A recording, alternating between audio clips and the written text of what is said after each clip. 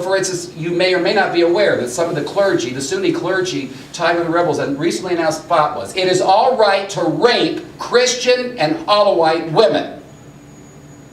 And as regards Alawites and Christians, the rebels have said, Alawites to the grave, Christians to Beirut. They're going to purge them. If they win this, it's going to be a bloodbath. We're going to have to be very careful getting involved with that. Now, there are people who are apologists, I would call them that, for the Western position, say this is propaganda, it's not true. But you know, start looking around. Fractionate your information. Just go out there and start looking. The fatwas are issued. There's a lot of nastiness going on. And this is the kind of situation where, you know, it's hard. I think you have to be very careful about it. There's no nice guys. But the bottom line is this. Since I'm not a Middle East specialist, but I'm going back to Russia. This is the Russian view. A, the human rights issue is complicated. And you and I Americans, we don't have any special moral advantage because the people we're dealing with include people that are tied in with Al-Qaeda. They're very nasty. They're doing all kinds of nasty things. Second, they have a power interest. And that's really bottom line for them. And Putin was quite unhappy. And you will remember when Medvedev was president, he made some comments to the effect that he likened what the West was doing in Libya to a crusade. And then Medvedev kind of came out and said, well, I wouldn't use the word. But you know, the Russians overall were not happy with that. And no one's crying over Muammar Gaddafi. But one of my regrets with our media is we're not covering what's going on there now. There's a lot of getting even going on now. It's very nasty. Very nasty. And the people that were repressed by Gaddafi, they're now repressing his tribes. So anyway, it's a mess. Now I want to share something else. If you saw the 60 Minutes piece, this was amazing. I want to give you an example of how I get frustrated with our media. And if you didn't watch 60 Minutes, I'll just maybe go to their website, look at it. I'll set up. On the piece that looked at Pussy Riot, they talked about this effort by some of the women in the group. They like to, this was a technique, they would like to seek out women police, women, you know, officers in a metro, maybe on the street, and they go up and they kiss them. They try to deep throat, mouth kiss them. So you can see a couple of pictures here. Here we got one in action, here another one going. Here's a woman now been held down. Okay, she was trying to kiss somebody. Now this was presented, when I watched this, presented as, I don't remember the exact word, but sort of exaggerated, youthful, feminist hijinks. It's hijinks, it's cute, nothing serious.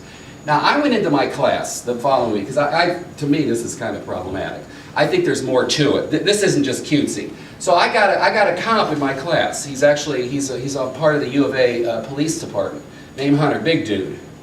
I said, Hunter, let me ask you something. You and I are in Russia. You're a cop and I'm a citizen.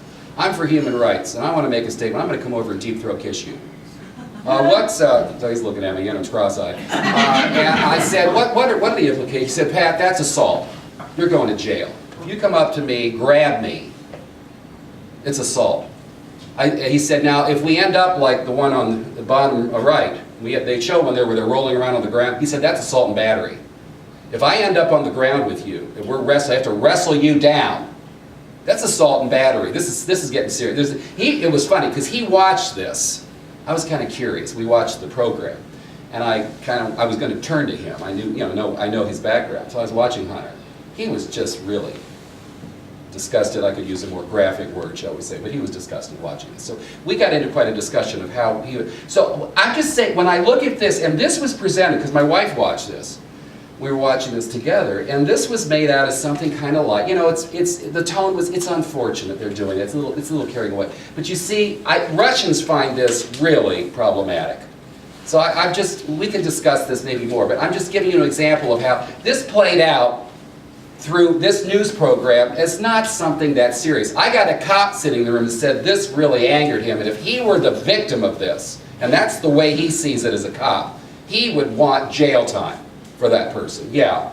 Did you want to comment on this? I wasn't aware of all of this, but being... Here, why don't I give you this so you can hear. Oh, wait a minute. Am I going to screw that? I guess I better stay. I don't want to ruin our, No, it's kind of bugging me, so I thought I was better ask you. Yeah. No, it's not. Just the whole idea, because on the one hand, I'm for women's rights. Yeah. On the other hand, I'm looking at this. I did not see the 60 Minutes thing, and I wasn't aware of this. Mm-hmm. So can you kind of for a moment step back and be a little bit more objective? I know this thing is nasty and so on, but is there a reason behind all this, that, you know, that the church and the state maybe are repressive towards women? This is exactly what they're claiming. They would claim there is a very conservative, repressive attitude by the state, by the church, the representatives of the state, and what these women, this is the Pussy, I think these are Pussy Riot and their friends, what they want to do is high-profile, very provocative activities to bring public awareness to a general, what they perceive as repression. I think what one has to understand, let me see what my next slide is. Sometimes, you know, you forget where your slides are. Oh, I know, okay, it's not quite yet. So I will show you something else regarding this in a minute involving Putin last week. So what I would point out is these kind of annex are extremely provocative to a Russian audience, which is rather conservative. So I think the strategy works more for us. It's for the bigger audience. You may remember, and well, let me see if I can find the next slide. Sorry about this. This is just the way, well, okay, yeah. Oh, it's too far in. Well, see, I'm giving all my toys away, all my goodies away. Okay, oh, all right. I have a picture in here where you may have seen this last week, where Putin was on a state visit to Germany, and he was with Angela Merkel when we had a woman come up bare-breasted. I have a picture in here. Don't worry, it's from the back. I won't, you know. We want to have a lively meeting, don't need to titillate you at 9:30 in the morning. But she's bare-breasted, and so she's up, and he's kind of startled. Angela Merkel is like, you know, really sort of shocked. They have a bunch of pictures. They caught them at the moment that the woman rushed up bare-breasted. And then on the back of her bare back is an extremely crude phrase. And I wouldn't translate it in class. It's, pardon me, but to put it in the most light way, it's eat me in a nice way, but it's extremely crude. You can take that term and go run with it. And so you see, again, now the Westerner sees that, they can't read it. They can't read this. You know, it's like the term Pussy Riot Russian. For about a week, nobody would say it. I'd be watching Today shows. There's a feminist group whose name we can't say, you know, because it's crude. Because we know where we're going. It's our language. It's not English. English is not the Russian language. So for the Russians, you see, let me say the name Pussy Riot in Russian. Pussy Riot. See, this doesn't mean anything to a Russian. You see what I'm saying? So now she rushes forward. You'll see the picture when I get to it in the slides. You can't read it. You don't know how foul this expression is. It's extremely vile. And so Russians see this, and they're embarrassed and they're angry. Okay, now back sort of to your point. Yes, there are many dilemmas in the country. I would say that Russia is a very patriarchal, very conservative country. The lot of women has never been a happy lot. Women have been the dromedaries of Russia for the last 100 years. In Soviet times, they would claim de jure sort of equality. But the truth of the matter is women never could get the positions that were well-paying, that had esteem. So a Soviet would be here and try to mislead you by pointing out how many MDs were women. But on the other hand, this was a low prestige position. You would want to ask how many medical researchers are women and find out almost none. So there's no doubt the plight of women has not been a happy one. In post-Soviet times, it's continued not to be a happy one in many ways because women tend to be the last hired, first fired, etc. On the other hand, issues involving violence against women, the emergence of women's shelters, the attention to family, women, and children's issues, all of this has been raised dramatically. Where in Soviet times these problems were said not to exist. There was no problem. There's nothing to discuss. You could bring it up. There's nothing to discuss. That's just you're causing trouble. You're making this up. The truth is there were problems. So I would say there's been advance, but certainly by the standards that we are accustomed to. Of course, we're living in a cutting-edge country when it comes to the position of women, and we may still have a ways to go, but we are light years ahead of about every other country in the world. By our standards, there's no doubt it's quite backward. But I would say advances are being made. So if I now go back to sort of my frame of reference, which would be Russians considering their own past and looking at where they are, where they want to go, I think most Russian citizens would say we are advancing in this area. So to have this going on is not only not helpful, it's setting back the cause because it's so disgusting. And you know it was funny. I'm sorry that we have to, it's too buried in there, but you will see that photo I'm going to show you, and I'll come back to this. But I've got to tell you that, again, the distance between the Western, and I'm not just picking on Americans, the Western and Russian view. See, with that picture, my students, isn't that cute? I had about 3 students send me emails. Hey, Professor Willerton, did you see this picture? You know, and here it is, there she is, you know, and Putin looks startled and Miracle. They thought it was funny, kind of cute, but you see, none of them speak Russian. They can't read this vile expression on the back, and so, you know, they didn't quite get the point. This isn't funny to Russians. This is setting back women's efforts. I hope I'm responsive. Okay, I'm going to keep moving. All right, real quickly. Okay. I'll speak loudly because I think I need to stay with the cameras. I will. I understand that Putin, maybe he hadn't seen the back, but he said he liked it. I don't know. I can't That's comment. right. Yeah, I don't know. That's I right. know he tried to. At the time, look, it was embarrassing. Miracle was embarrassed. I think tried to make light of it. I don't think he liked it. But I mean, Well, that's what he yeah, said. I don't know. Apparently. But, I mean, but that's what yeah. I read in the New York Yeah, Times. I don't know. Look, he's been the subject of a lot of this stuff, and he doesn't. I think from his standpoint, I've got another picture in here. I'll come back to this because, for instance, we had another interesting incident, and I'll talk about regarding him and what was perceived as kind of inappropriate behavior. I can't comment on that. I would simply say, generally, in his reaction to these things, he's been rather nonchalant, and he's tried to be rather dismissive of it, not to take it too seriously, because I think for Russians, it's upsetting in many ways that they've got citizens behaving like this. You see, it's very embarrassing to them. There's nothing funny about this to most Russians. Not to me either. Okay, so you saw the answer. Now, I want to get into why Russians are positive. What is the size of the Russian middle class? I got pictures of the middle class. I love this. Here's one of their Visa cards down here. People buying single-family houses. I mean, this is a new Russia. It's 20 to 25%. Now, listen, I'm taking this from The Economist. No one ever accused The Economist of being pro-Putin or liking Russia. You always get the glass half full predictions from The Economist, but this is what they say. They claim the middle class may be 30–40% of the population, the workforce. Now, when Putin came into power in 2000, it was single digit. This is a reality when you wonder, what are they positive about? They're positive about this. Now look, if 25%, let's say, is middle class, that means 75% is not. There's a lot of people struggling. I'm not making this out as paradise. I'm just telling you, we're looking at the trend line. We're looking at the trend line. You probably can't read this, so I'll tell you what we're talking about. What we got here is we're comparing the new middle class when Putin came in, and sometime around 2010, 2011. So we'll start over here. GDP per person. So where it was maybe about 7,500 in 2000, now it's about 17,000 as of 2011. Private housing, square meters. So you can see it's gone up, whatever the hell this means, billion, 1.5 to 2.6. New passenger car registrations. So 6 million here, 2000. Now we're at about 14. I'm sorry, this is per thousand. 6 per thousand to 14 per thousand. Internet users.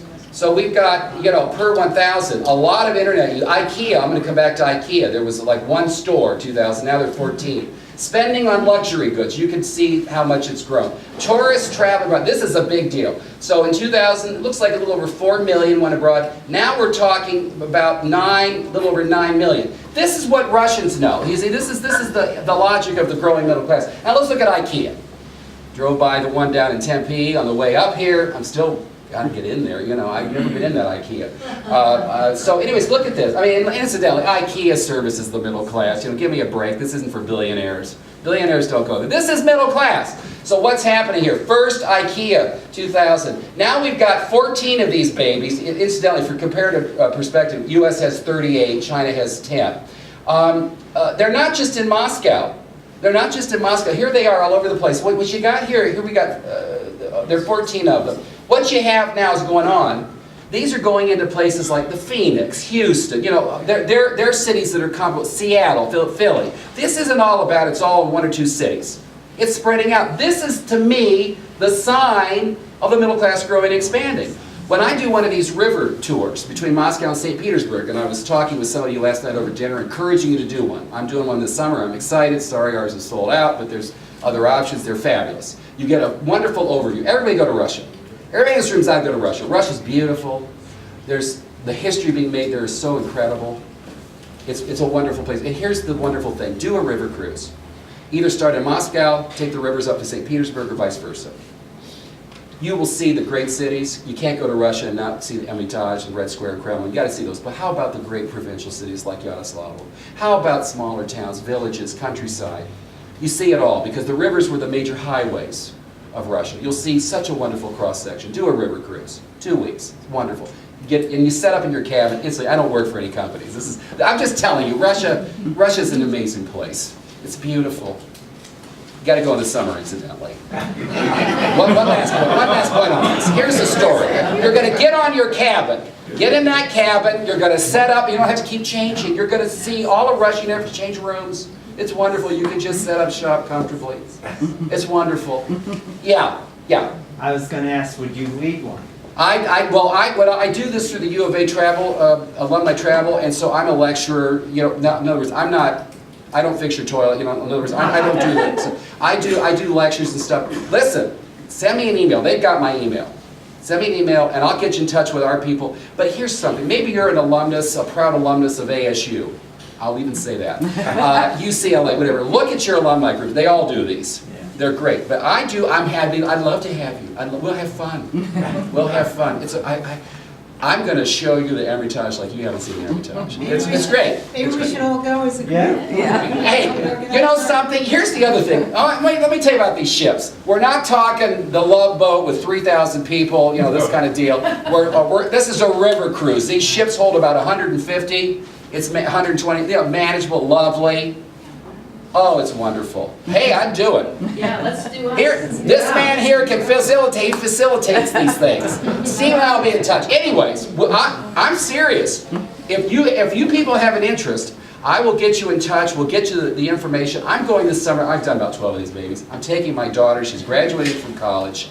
My wife has been. We just, there's a little money here. So I'm taking her. She grew up with Russia. She's 21, 22. We're going to Russia. I'm so excited. Come to Russia. Okay, back to this stuff. So, hey, this is the Russia that we're not talking about. The middle class is growing. There's good things happening. Yes, there's problems. You already know all of that. I'll deal with that stuff, corruption, all that. Okay. Why can't Russians have it all? These are all scenes from Moscow. Great party scene. Look, we're a little old for hanging from light fixtures. At this stage of the game, there was a time, And when I lived in the Soviet Union, unfortunately, it wasn't so good. I mean, I was young, single, and having a good time, so to speak. I won't scandalize you. But there wasn't that much to do. I mean, it's unbelievable. So this is my question. This is their question. Why can't they have it all? Aren't they entitled? And in the end, let me say this, when you go out and fill up your tank, you're a little annoyed when the prices are up, and I know we don't buy them directly from them, but it's all a world system. If you're with me today, can you have a smile on your face because you're helping them recover? And can you appreciate they're not our enemy anymore? Can you appreciate that they're a little bit disappointed with us because we don't appreciate their appreciation for us? That, you know what?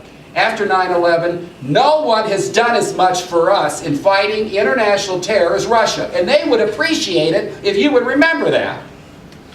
And if you remember at the time, and me, I'm not just talking to you, how about me too? It's all of us.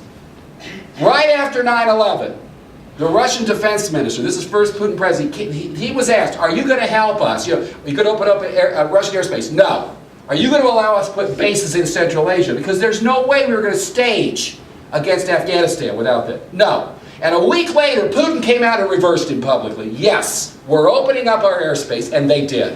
Yes, we will allow the United States to put bases in Kyrgyzstan, Uzbekistan, as we did. Now, he was a little startled, and the Russians were a little startled when those bases came in. They ended up concrete, not tents. We're there long term. And they, you know what? You know how they feel now, just to let you know? They feel a little had. They were a little had by us. That's another story. So, but still, our FBI, our CIA, our intelligence forces working with the FSB, their forces, no one talks about this. Not the Israelis, not the British, the Russians have really done more because look where they've been. Look where their sphere of influence is. You see, they have that long-term presence. They have those connections. There are things going on that I don't know that you don't know. Now, this isn't just about being nice. This is about common threat. I remember being in Moscow, actually it was just a few months before 9/11. I was sitting with my best friend's mother, whose name was Leah Fyodorowna, and we're talking about this stuff. We're talking about Chechnya, the pictures I had up before. And she was really anxious. You Americans, and she loved me. It was just, she wasn't mad at me, but just sort of conveying to me. She knew I talk about Russia and the United States. She said, you Americans, you don't understand how bad this is. You're condemning us for genocide. You're condemning us for our policies in Chechnya. How do you think we feel when we wake up and somebody, if they don't show us the picture, describes that along the road, there's some road in Chechnya, they find the dismembered parts of one of our boys stacked up. Legs cut off, arms cut off, completely dismembered. There he is. We know, we understand what happened to get to that. How do you think we feel? And you people need to feel, you need to understand what you're dealing with. And then 9/11 happened, and you remember how we reacted. And we got worked up, and maybe we got a little extreme about it at first. You know, we were hurt. But that's how they felt. So they have a sense of kinship with us. So by that first slide I had where I said, we're with you, yeah, I believe it. I believe it. I believe that Boston Marathon event touched them because they've been there with all kinds of bombings. Okay, let's keep rolling. Issues. Here, what are the issues? Develop a new political system. Medvedev just said a week ago it's going to take 100 years to build a democracy. They're realistic about it. They made big strides, they would say, but they got a long way to go. Liberalization of the economy. What's the big problem? Corruption. We'll talk about that. New national community. They got lots of social needs. I mean, what I want you to maintain the integrity of the Russian Federation. These were the kind of issues on the agenda. Incidentally, I gave you the handout. I took 12 of my slides that had more material like this. Where, you know, you don't need to write this stuff down. I wanted to give you the informationally rich ones, so you'll have that if you would like to reflect later. Okay, dealing with the past, what a horrible history they had. You know, Soviet power was a mixed bag. Of course there were terrible things. They had to come to terms with that. Engaging the world again. I'm giving you a sense of what they've been through the last 20 years. They've gone through so much change. Sometimes it's hard for us to appreciate this. And then this is the biggest to me, a new national idea. What does Russia mean? What is Russia? What is the role of Russia in the world? How do they understand their history? As Putin said, we're not going back. You'd have to be without a brain to want to go back. On the other hand, there were things that were good about that time. We became a great power. We had a basic standard of living. There wasn't the insecurity they feel now. Nobody had to worry about getting a job. So how do you understand all of that? And you're not going to go back to Tsarist times. You know, Solzhenitsyn, the great writer, was sort of offered this idyllic vision. I mean, this is complete nonsense. They were slaves. It's terrible. Terrible the way Russians lived before the Russian Revolution. So there's the governing team. And of course, the key person is Putin. But Medvedev is there. It's very interesting. We'll talk a little bit about him. He's a very interesting person. So, change. So now we've got, these are pictures here. Was Putin being re-inaugurated here last year, about a year ago. There he is. There he is at the church. The point that Angela was bringing up, it's a very fair one.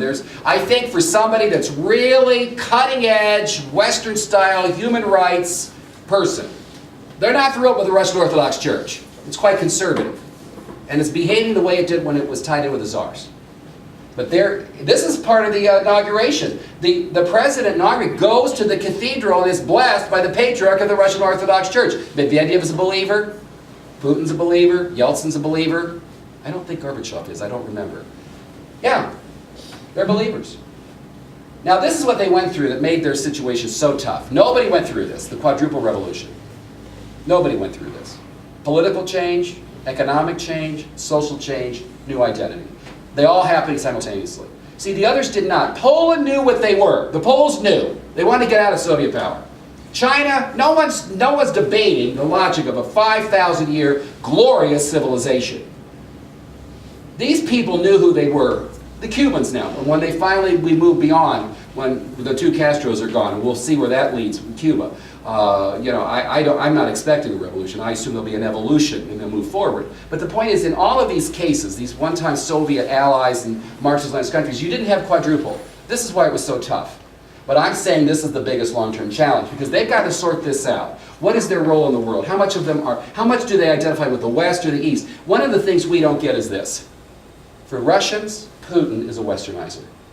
We see him as different. He's moving them in some other way. They see him, he's in the tradition of those other leaders, especially Ivan the Terrible, who was a westernizer for his time. Peter the Great, tremendous westernizer.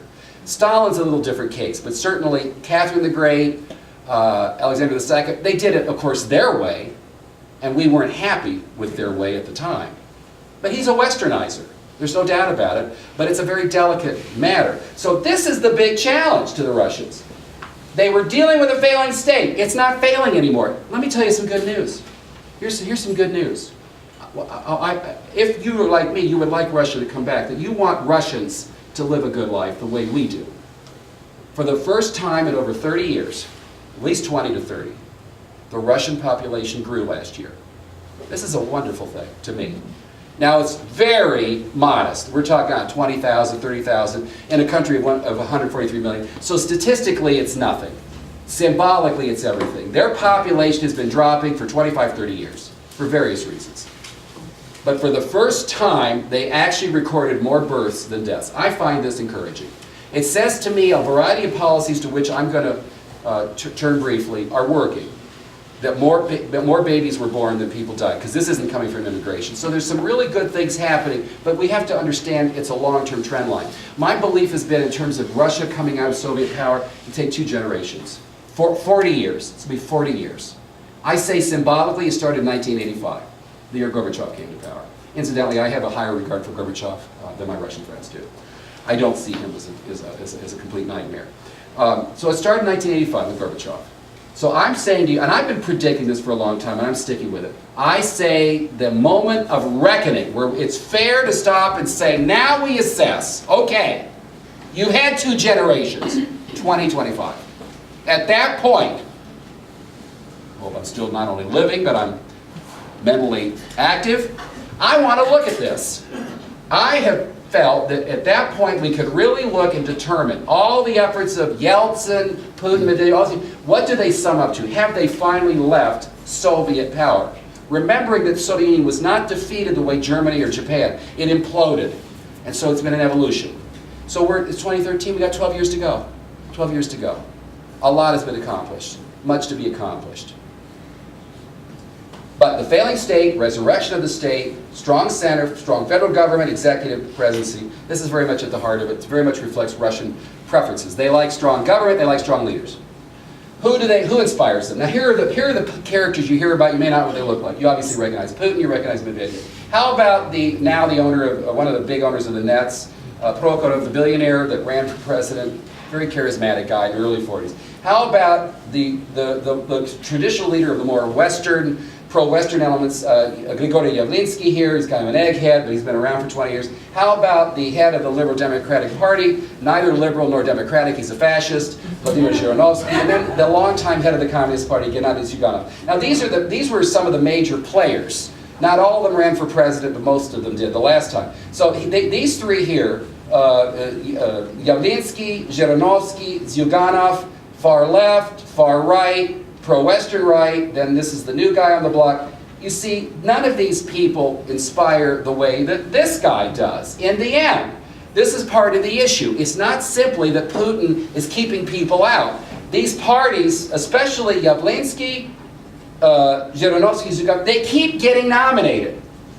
They keep, what was it, Harold Stassen, the one that was running every time from Minnesota? Oh, God, you reach one, well, what the hell, But he kept running. I mean, they can't seem to move on, these parties. So I will not tell you there isn't some Kremlin advantaging. There's no doubt about it.